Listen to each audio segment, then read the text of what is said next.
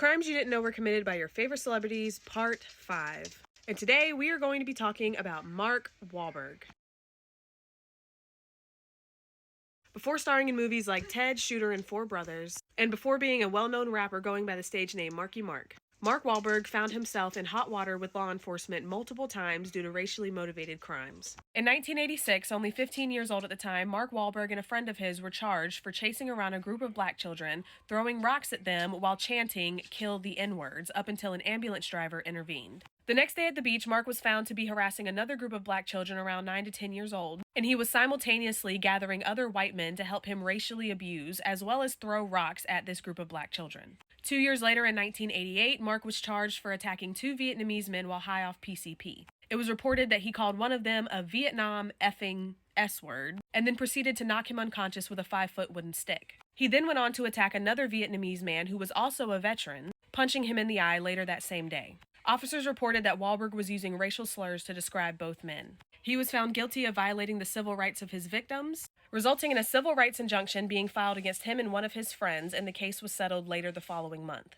However, when it came to the second attack, he was originally charged with attempted murder, but later pled guilty to felony assault. He claimed to have been intoxicated at the time of the attack and that the attacks were not actually racially motivated.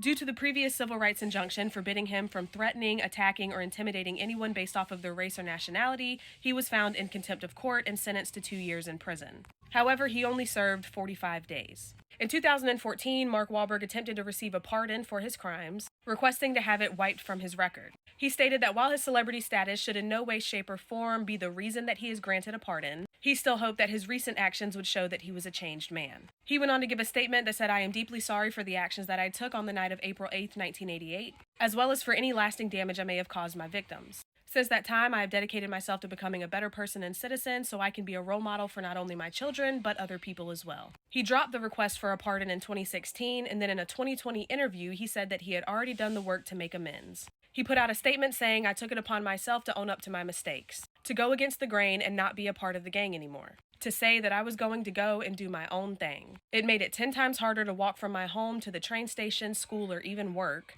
but I also prided myself in doing the right thing and turning my life around. I would hope that people would be able to get a second chance in life." In recent years, his victims have had different opinions as to whether or not he should still be held accountable for his crimes. Kristen Atwood, who was one of the children that he attacked on the beach, said that, "I don't really care who he is. It doesn't make him any exception. If you're a racist, you're always going to be a racist. And for him to want to erase that is just wrong." However, Trinh, the second Vietnamese man that he attacked, who he was originally charged with attempted murder for, holds a very different opinion, saying that he believes that he should be forgiven.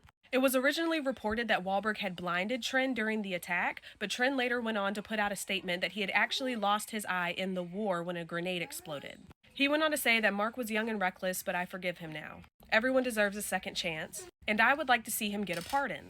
He should not have the crime hanging over his head anymore because he paid for his crimes when he went to prison. I'm not saying it didn't hurt when he punched me, but I am saying that it was a long time ago. He has grown up, and I'm sure he has his own family and is a responsible man now. Trinh even went on to say that he would like to meet Wahlberg face to face and tell him to his face that he no longer holds a grudge. So I don't know, you guys. Did you know about this?